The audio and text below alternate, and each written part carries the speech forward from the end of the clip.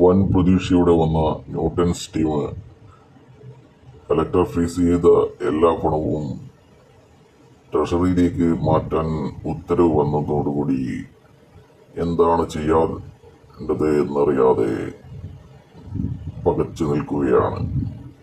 അപ്പോഴാണ് സൊസൈറ്റിയുടെ വക ഒരു വമ്പൻ ഓഫറുമായി ഒരു പുതിയ വക്കീൽ വരുന്നത്. അദ്ദേഹം പറയുന്നത് 20,000 ആൾക്കാരുടെ അഫിഡവിറ്റ് കോടതിയിൽ കൊടുത്തു കഴിഞ്ഞാൽ കോടതി മണി ചേഞ്ച് ചെയ്യാൻ അനുവദിക്കും. 20,000 പേരുടെ ജീവൽ പ്രശ്നമാണ് ഈ മണി ചേഞ്ച് കമ്പനി എന്നാണ്. അതിനുവേണ്ടി ഇന്നലെ മുതൽ അഫിഡവിറ്റുകൾ പൂരിപ്പിക്കുന്ന തിരക്കിലാണ് ഹൈറിച്ച് ലീഡർമാരും ഹൈറിച്ചിൽ തലപണയം വെച്ച നിക്ഷേപകരോട് ഒരു കാര്യമേ പറയാനുള്ളൂ.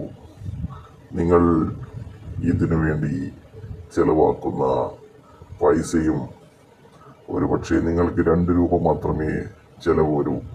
എന്നാൽ ആ 2 രൂപയും ഇതിനു വേണ്ടി പരിശ്രമിക്കുന്ന സമയവും നിങ്ങൾക്ക് പാഴാവും.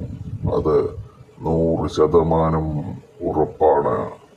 ഹൈറിച്ച് കേരളം കണ്ട ഏറ്റവും വലിയ മണി ചെയിൻ തട്ടിപ്പാണ്.